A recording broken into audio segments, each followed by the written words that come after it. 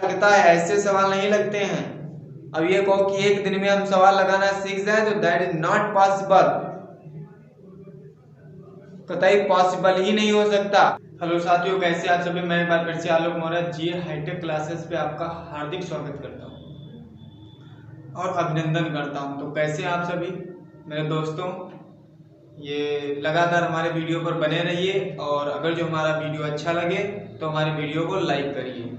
लहरों से डटकर नौका पार नहीं होती, कोशिश करने वालों की कभी हार नहीं होती, कोशिश करने वालों की कभी हार नहीं होती। सदैव मंजिल पे ध्यान रखिए, मंजिल पे ध्यान रखिए, हौसला अपने आप बढ़ता रहेगा। पीछे मुड़कर मत देखिए और बराबर मंजिल पर ध्यान रखिए। तो आज मैं फिर वही अंशान, थोड़ा सा जो अंशान हमारे पास है, ये देखो अंशान हमारे पास एक्टिव प्रकाश उसका है, सॉरी अग्रवाल का अंशान है। उस अंशान से मैं तुमको दो तक सवाल बता दिया था, उसमें अंशान 2 तक करवा दिए थे। आज मैं 3rd नंबर करवाऊंगा, सवाल करवाऊंगा 3rd नंबर। 12th का हमारे पास अंशान रहेगा, क्लास 12th हमारे पास जो होगा, सब्जेक्ट हमारे पास रहेगा केमिस्ट्री, सब्जेक्ट हमारे पास केमिस्ट्री रहेगा। केमिस्ट्री का अंशान सॉल्व करवा रहे हैं हम, अंशान केमिस्ट्री का अंशान है हमारे पास, वो अंशान मैं सॉल्व करवा रहा हूं आप लोगों को। केमिस्ट्री का क्लास 12th का जो अंशान है वो तीसरे का क्वेश्चन, जो तीसरे का क्वेश्चन हमारे पास है, क्वेश्चन नंबर 3 का पहला अंशान का पहले पेपर हमारे पास है। अंशान का पहला पेपर जो है वो सवाल हमारे पास कह क्या रहा है, सवाल हमारे पास जो तीसरे का है वो कह रहा है 12 ग्राम ग्लूकोज को 100 ग्राम जल में घोलने पर विलयन का क्वथनांक 100.34 डिग्री सेंटीग्रेड पाया गया। जल के मोलर उन्नयन स्थिरांक की गणना कीजिए। तो सबसे पहले सवाल कह रहा है, इस सवाल को लगाने के लिए जो मेथड होता है बच्चा, वो मेथड हमको पहले ढूंढना है। सवाल हमारा कह क्या रहा है ये सबसे पहले देखना, सवाल कह क्या रहा है ये देखना है हमको। अगर जो सवाल पता चल गया हमको क्या कह रहा है तो समझ लो सब कुछ पता चल जाएगा कि इसमें फाइंड क्या करना है, वैल्यू में गिवन क्या है, ये सब हमें पता चल जाएगा। पहले हमें पता चलना चाहिए कि इसमें दिया क्या क्या है, सवाल लगाने का तरीका होता क्या है, सवाल को कैसे समझे लगाया जाता है। तो इन सब चीजों पे सबसे पहले फोकस करिए। फार्मूले नहीं याद है, फार्मूले याद करिए। डिनोटेड नहीं पता है, डिनोटेड याद करिए। उनको किससे प्रदर्शित करते हैं वो याद करिए। उसमें क्या क्या चीज दी है, गिवन है, वो याद करिए। ये सारी चीजें हमको पता होनी चाहिए बेटा, ये सारी चीजें हमको सर पता होनी चाहिए, तभी हमारा सवाल जो होगा वो लग पाएगा। तो चलिए सवाल हम देखते हैं कैसे है। हमारे पास सवाल अभी हमने पढ़ा, सवाल को कह रहा है सवाल 3 ग्राम ग्लूकोज को 100 ग्राम जल में घोलने पर विलयन का क्वथनांक 100.34 डिग्री सेंटीग्रेड पाया गया। जल के मोलर उन्नयन स्थिरांक की गणना कीजिए। अब देखो इसमें क्या क्या दिया, पहले देखो 2 चीजें हमें दे दी गई है, इतना याद रखना, एक कम मात्रा में दे दी गई है, एक ज्यादा मात्रा में दे दी गई है। एक ही हमारे पास कम मात्रा है, एक ही हमारे पास ज्यादा मात्रा है। ये इतनी चीज दे दी गई हमको। जो कम मात्रा वाला है वो सबसे पहले दिया है 12 ग्राम, और 12 ग्राम मतलब स्मॉल डब्ल्यू की वैल्यू हमको दे दी गई है। फिर 100 ग्राम कह रहा है मतलब कैपिटल डब्ल्यू, कैपिटल डब्ल्यू कितना दे दिया गया हमको, 100 ग्राम दे दिया गया। घोलने पर प्राप्त विलयन का क्वथनांक 100.34 रह जाता है। क्वथनांक जो रह जाता हमारे पास मतलब अंतर, डेल्टा टीबी 100 हमारे पास होता है और 100.34 दे दिया गया है हमको। 100 में से 100.34 घटाएंगे, बचेगा हमारे पास कितना, 0.34 डिग्री सेंटीग्रेड बचेगा हमारे पास। जल के मोलर उन्नयन स्थिरांक की क्या करनी है, गणना। मतलब Kb की हमको वैल्यू क्या फाइंड करनी है, Kb की वैल्यू। और हमें क्या दिया गया है इसमें, ग्लूकोज। तो ग्लूकोज का भार हमारे पास जब 12 ग्राम दिया तो इसका अणुभार भी तो पता होना चाहिए, कितना होता है 180। अच्छा ये निकला कैसे, अणुभार सब लोग निकाल लेते हैं ना। अणुभार जो बच्चा नहीं निकाल पाता है वो हमें कमेंट पे बताएगा कि सर अणुभार हम नहीं निकाल पाते हैं। हम अणुभार तुमको बता देंगे कैसे निकालते हैं।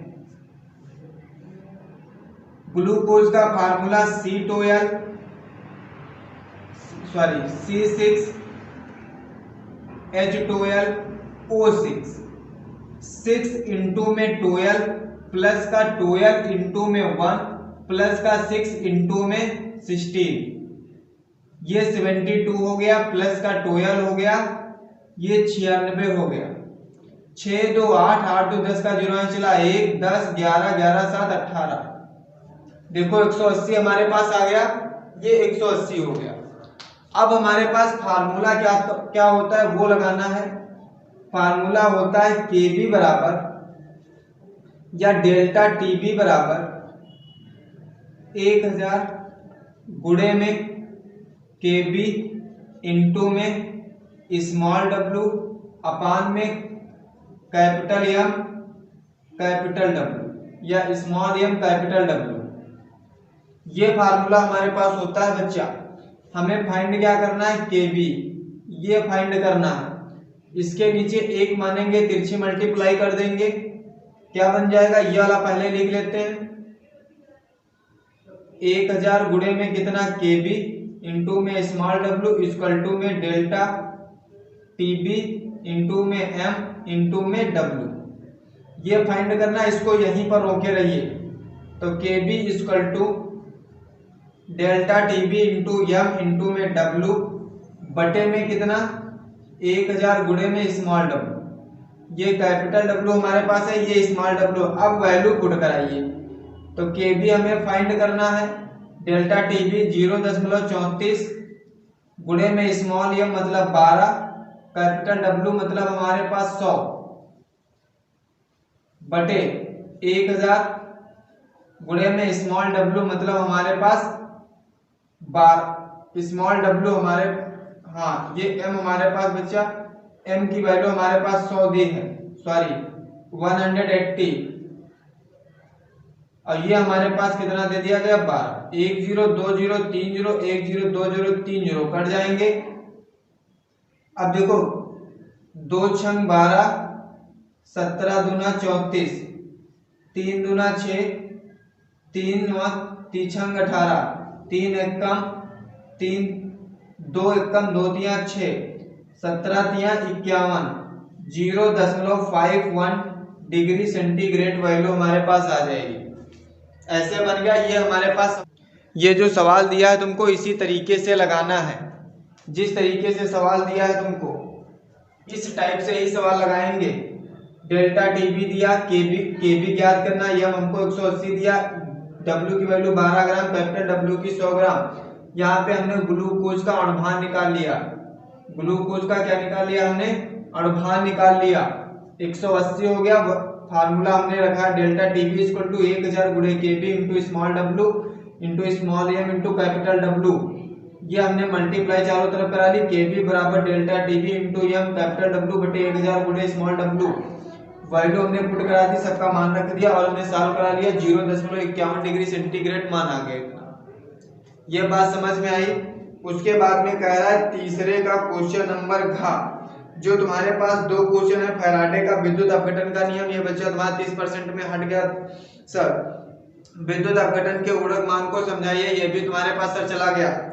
ये बचा तुम्हारे पास क्वेश्चन नंबर 3 का घ। क्वेश्चन नंबर जो 3 का घ हमारे पास दिया है वो कह रहा है क्रोमिल क्लोराइड परीक्षण। क्रोमिल क्लोराइड परीक्षण लिखिए। क्रोमिल क्लोराइड परीक्षण हमसे पूछ रहा है, कह रहा है क्रोमिल क्लोराइड परीक्षण लिखो। देखो क्रोमिल क्लोराइड परीक्षण होता क्या है।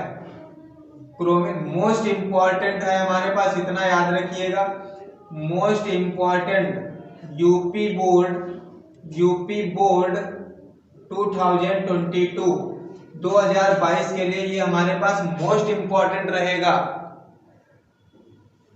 आप लोग बिल्कुल ध्यान रखिए बच्चा, ध्यान रखिए बच्चा, बिल्कुल ये जितने मैं सेट कराऊंगा वो सब सेट आप लोगों को करना होगा। बिल्कुल श्योर है 70 में से 68 नंबर आपको बिल्कुल मिलेंगे। अगर जो थोड़ा सा ज्यादा ध्यान दे दोगे तो 70 में से 70 नंबर आ सकते हैं आपके। 70/70 नंबर दिलाने की मेरी गारंटी, अगर जो आप हमारे अकॉर्डिंग पढ़ते रहेंगे, श्योर है। Chromyl chloride, chromyl chloride, chloride ये परीक्षण हमारे पास है। कुछ नहीं, परीक्षण बहुत सरल है। क्रोमिल क्लोराइड जो परीक्षण है उसमें सिर्फ Cl प्रेजेंट देखना है, क्लोरीन प्रेजेंट होती है नहीं होती ये सिर्फ देखना है तुमको। देखो क्या करेंगे, सबसे पहले कुछ नहीं, तुमको ये लिखना है मिश्रण प्लस में हमको तीन भाग जो हमारे पास K2Cr2O7 लेना है, बाद में साथ में H2SO4 ले लेना है और इसमें 3 ml लेना है इसको। और बाद में इसको क्या करेंगे, गर्म करेंगे, इतने भाग को मिल करके गर्म करेंगे, हमारे पास क्रोमिल क्लोराइड की वाष्पें बनेंगी। और वही हमारे पास जो फार्मूला होता है CrO2Cl2, इसकी क्या बनेंगी, वाष्पें बनेंगी हमारे पास, वाष्पें बनेंगी। और वो भी कैसी बनेंगी, नारंगी रंग की वाष्पें बनेंगी। इन वाष्पों को क्या करेंगे हम, इन वाष्पों में थोड़ा सा NaOH प्रवाहित करेंगे। NaOH क्या करेंगे, प्रवाहित करेंगे इसमें हम। फिर प्रवाहित करें तब हमें एक प्राप्त विलयन में, जो इससे हमें विलयन प्राप्त होगा, जो विलयन प्राप्त होगा, जो प्राप्त विलयन में CH3COO का होल ट्वाइस लेड एसीटेट, प्राप्त विलयन में हम CH3COOH प्लस का CH3COO का होल ट्वाइस Pb, ये एसिटिक अम्ल और लेड एसीटेट दोनों चीजें ये क्या कर देंगे, हम मिला देंगे। क्या कर देंगे, मिला देंगे हम दोनों चीजें। उससे जो हमारे पास एक अवक्षेप बनेगा, जब इसको मिलाएंगे तब हमारे पास एक अवक्षेप प्राप्त होगा। क्या प्राप्त होगा, अवक्षेप। और वो भी कैसा प्राप्त होगा, पीले रंग का, पीले रंग का प्राप्त होगा हमें। ठीक है, जिसमें जिस अवक्षेप में जो हमारे पास Cl होगा वो प्रेजेंट होगा। क्या होगा, Cl प्रेजेंट होगा हमारे पास। तो वही जो क्लोराइड मूलक हमारे पास उसमें उपस्थित होगा, उसी को हम क्या कहेंगे, क्रोमिल क्लोराइड परीक्षण कहेंगे। क्रोमिल क्लोराइड परीक्षण उसे कहेंगे। मिश्रण लेना है, 3 भाग पोटेशियम डाइक्रोमेट लेना है, सल्फ्यूरिक अम्ल 3 ml लेना है, उसको गर्म करेंगे, क्रोमिल क्लोराइड की वाष्पें बनेंगी, वो भी नारंगी रंग की बनेंगी। उसी में NaOH प्रवाहित कर देंगे, उससे प्राप्त विलयन में एसिटिक अम्ल और लेड एसीटेट विलयन मिला देंगे, उससे एक अवक्षेप हमें प्राप्त होगा जो पीले रंग का होगा, जिसमें क्लोराइड मूलक जो होगा वो उपस्थित होगा। और वही हमारे पास क्या हो जाएगा, क्रोमिल क्लोराइड परीक्षण होगा। इतनी बात समझ में आए, वही हमारे पास क्या होगा, क्रोमिल क्लोराइड परीक्षण होगा। उसके बाद में क्वेश्चन नंबर 4 हमारे पास आता है। क्वेश्चन नंबर 4 कह रहा है, क्वेश्चन नंबर 4 देखो, ये इतना नोट कर लीजिएगा, बहुत ही मोस्ट इंपॉर्टेंट है। इस टाइप का एक सवाल मोस्ट इंपॉर्टेंट, ये हमारे पास जो परीक्षण है वो भी बहुत ही मोस्ट इंपॉर्टेंट है। ये आप लोग नोट करते चलिए साथ में, या तो एक बार सबसे पहले देख लीजिए, उसके बाद में नोट करने में बहुत ज्यादा टाइम नहीं लगता, बहुत कम टाइम लगेगा, तुम लोग जल्दी से नोट कर सकते हो।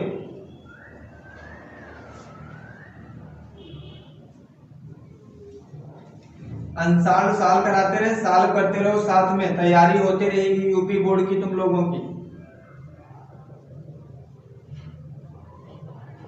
हमने इसी तरह से तैयारी की है।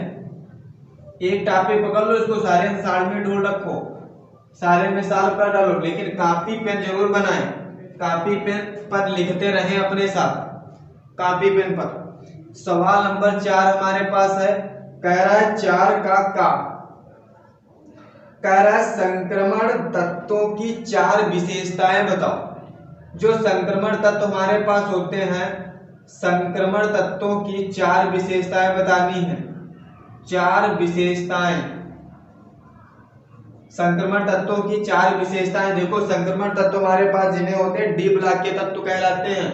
संक्रमण तत्व जो होते हैं किस ब्लॉक के तत्व कहलाते हैं? डी ब्लॉक के तत्व कहलाते हैं। ये परिवर्ती संयोजकताएं प्रदर्शित करते हैं, परमाणु क्रमांक इनका बढ़ता रहता है। इस टाइप से तुमको सब लिख देना है। तो पहला पॉइंट, ये संकर आयन बनाते हैं। बहुत सरल तुमको लिखवाएंगे, ये संकर आयन बनाते हैं, आयन बनाते हैं। और संकर आयन का मतलब होता है हमारे पास संकुल, संकुल। और इसी का मतलब होता है जटिल, इसी का मतलब क्या होता है? जटिल। जटिल कार्बनिक यौगिक या संकर कार्बनिक यौगिक मिल करके जो बनाते हैं उन्हें संकर कहते हैं। दूसरा पॉइंट हमारे पास दिया, ये रंगीन आयन बनाते हैं, ये रंगीन आयन बनाते हैं, ये रंगीन आयन बनाते हैं। तीसरा पॉइंट हमारे पास, ये उत्प्रेरक, ये उत्प्रेरक गुण प्रदर्शित करते हैं, ये उत्प्रेरक गुण प्रदर्शित करते हैं। अगला चौथा हमारे पास है, ये अनुचुंबकीय गुण प्रदर्शित करते हैं, ये अनुचुंबकीय गुण प्रदर्शित करते हैं, प्रदर्शित करते हैं। अगला हमारे पास एक और लिख लीजिए, ये परिवर्ती संयोजकता, ये परिवर्ती संयोजकता प्रदर्शित करते हैं, प्रदर्शित करते हैं। इतनी बात समझ में आई? ये उत्प्रेरक का गुण करते हैं। उत्प्रेरक मतलब जानते हो क्या होता है? मतलब आगे लगाने का काम जो करते हैं उन्हें उत्प्रेरक कहते हैं। जो आगे लगाए दें, आगे लगाने का मतलब जैसे अगर जो अभिक्रिया स्लो हो रही है तो इसका जोर कर दे, मतलब उसमें जैसे आगे हमने जलाई और आगे जला करके उसको हमने वो बंद होने वाली है, कम जल रही है तो उसमें मिट्टी का तेल हमने छिड़क दिया, घी डाल दो उस पर, आगे की लपटें तेज हो जाएंगी, तो ये उत्प्रेरक का कार्य ही करेंगे। क्या करेंगे? उत्प्रेरक का कार्य। मतलब अभिक्रिया अगर जो बहुत तेजी से हो रही है तो उत्प्रेरक स्लो का कार्य करेगा। अगर जो अभिक्रिया मंद हो रही है, स्लो स्लो हो रही है, तो इस पे उत्प्रेरक कार्य जो करेगा हमारे पास वो लगा दें उत्प्रेरक, तो अभिक्रिया बहुत स्पीड में होने लगेगी। ये उत्प्रेरक का काम होता है, बर बनाए करना पंडित जी का दक्षिणा से ही। इतनी बात समझ में आई बच्चा? देखते रहो इधर, साल अनुसार तुमको साल कराना है। उसके बाद में क्वेश्चन नंबर 4 का आता है खा वाला।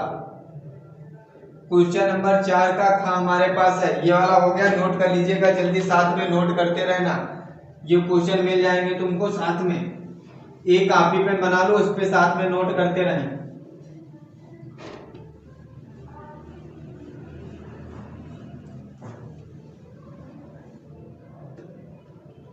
देखो इधर, जो हाफ मैन ब्रोमाइड अभिक्रिया कह रहा है हमारे पास, हाफ मैन ब्रोमाइड अभिक्रिया, हाफ मैन ब्रोमाइड अभिक्रिया कह रहा है।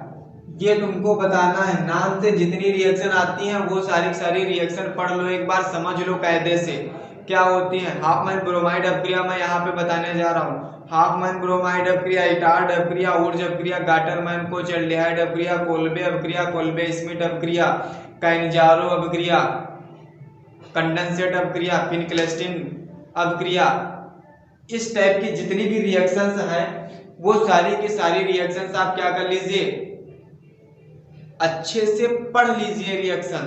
तो देखो मैं 2 टाइप की अभिक्रिया बता दूं तुमको जो हाफ मैन ब्रोमाइड अभिक्रिया होती है। इसमें होता कुछ नहीं है, देखो ये जो हमारे पास एसिटामाइड होता है, या एमाइड कह लीजिए आप। इसमें जो हमारे पास एमाइड होता है, एमाइड, इसमें जो हमारे पास एमाइड होता है, एमाइड की जब हम ब्रोमीन और पोटेशियम हाइड्रोक्साइड के साथ रिएक्शन कराएंगे तो हमारे पास कोई एमीन का यौगिक बनेगा। किसका बनेगा? हमारे पास एमीन का बनेगा। इतना याद रखना, जब हम एमाइड की रिएक्शन ब्रोमीन और पोटेशियम हाइड्रोक्साइड के साथ कराएंगे तो एमीन का कोई भी हमारे पास कंपाउंड बनेगा। जो प्रोडक्ट उधर होगा काहे का बनेगा? एमीन का बनेगा। देखो इधर मान लो ये सिंगल बॉन्ड CO हमारे पास क्या लगा? NH2। इसकी रिएक्शन हम किसके साथ कराते हैं? ब्रोमीन प्लस पोटेशियम हाइड्रोक्साइड के साथ आप करवा दीजिए। इसी तरह से बिल्कुल हमारे पास दोनों रिएक्शन CONH2 प्लस Br2 हमारे पास में और प्लस इसकी पोटेशियम हाइड्रोक्साइड के साथ में रिएक्शन करवा दें। यहाँ पे हम ले लेते हैं CH3, यहाँ पे हमने ले लिया C6CH5। ये दोनों चीजें हमने ले ली, एक हमने मेथिल ले लिया, एक यहाँ पे हमने बेंजीन ले लिया, बेंजीन जिसे बोलते हैं। तो ये हमारे पास बन गया एसिटामाइड, एसिटेमाइड बन गया। ये हमारे पास बन गया बेंजेमाइड, ये बेंजेमाइड बन गया।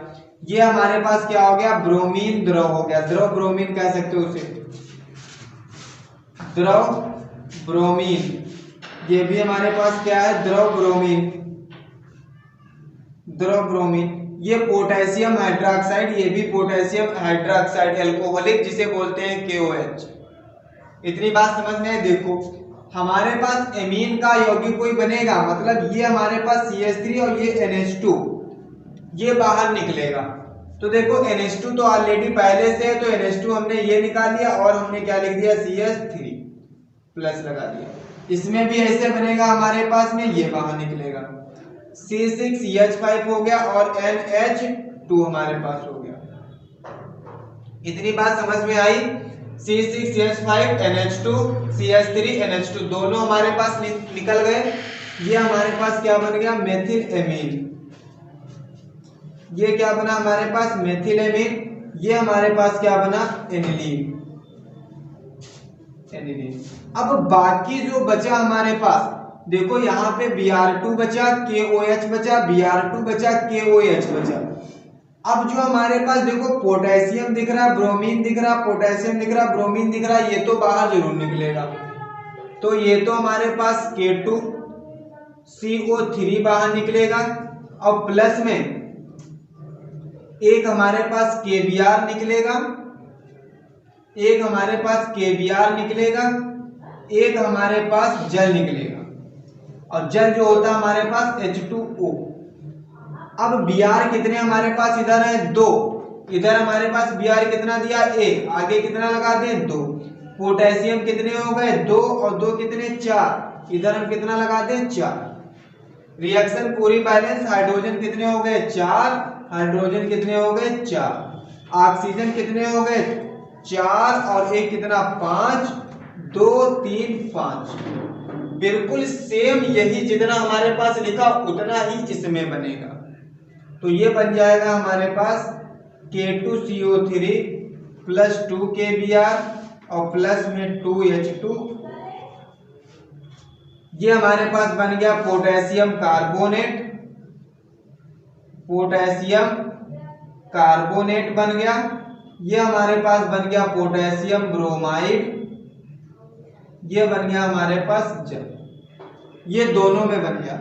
ये जो रिएक्शन हमारे पास हुई, ये कौन सी रिएक्शन हुई? हाफमैन ब्रोमाइड अभिक्रिया की रिएक्शन हमारे पास हुई।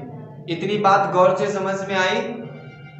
एक बार प्रैक्टिस जरूर करिएगा रिएक्शंस की जो होती हैं। बिल्कुल जो केमिस्ट्री की दुनिया बच्चा है, वो केमिस्ट्री की दुनिया ही सबसे अलग है। वो रियल लाइफ नहीं है। रियल लाइफ में लोग इन जितने हीरोज वगैरह हैं, इन लोगों को हीरो कह तो देते हैं, लेकिन है वो नहीं।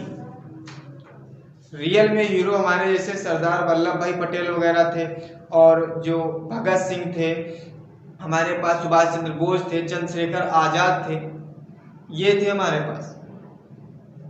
सफलता किसी को एक रात में नहीं मिलती है। उसके लिए बहुत सारी रातें जागनी पड़ती हैं। दुनिया को बिल्कुल जब तक सफलता ना मिल जाए तब तक दुनिया को बाहर से मत देखो, कमरे में बंद हो जाओ एक कमरे में।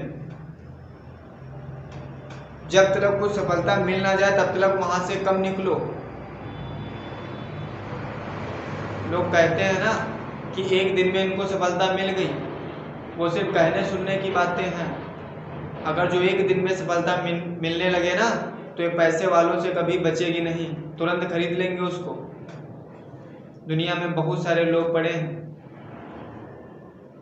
इसके लिए बच्चा आंखें फोड़नी पड़ती हैं, रात जागनी पड़ती है, बहुत सारी चीजें, कई रातों सोई नहीं जाती हैं सफलता के लिए।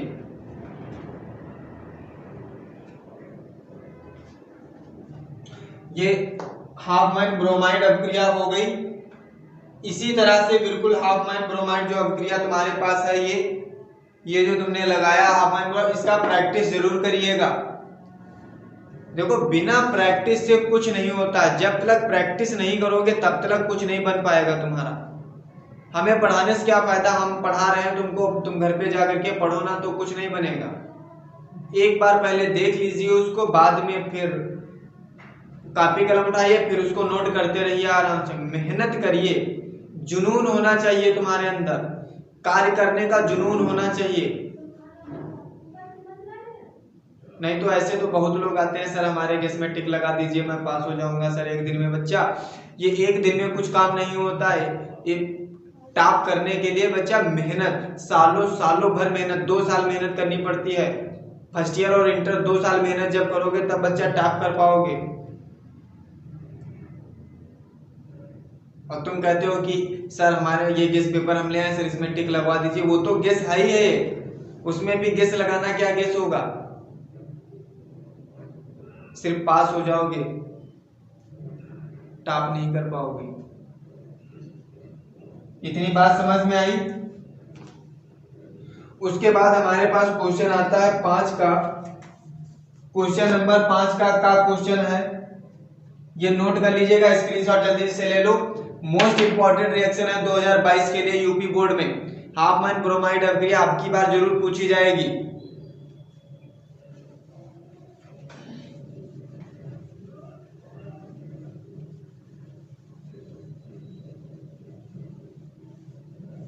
तुम लोग थोड़ा सा ध्यान नहीं देते हो, ध्यान किधर है तुम्हारा, इधर, हेलो हेलो, ध्यान इधर रखो, सीधे बोर्ड पर ध्यान होना चाहिए तुम्हारा, भटकना नहीं चाहिए। ज्ञानेंद्रियों इंद्रियों को अपने बस में कर लो जब तक पढ़ो, ज्ञानेंद्रिया इंद्रिया सारी तुम्हारी बस में होनी चाहिए। इच्छाओं पर अपने कमांड कर लो,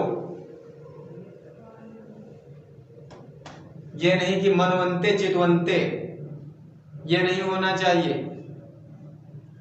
फिर क्या क्या वर्षा जब कृषि सुखानी और समय चूकी तब का पछतानी, यही कहोगे लास्ट में, और कुछ वर्ड मुझसे नहीं निकलेगा। जैसे उड़ जहाज से पंछी फिर जहाज पर, ये वर्ड निकलेंगे।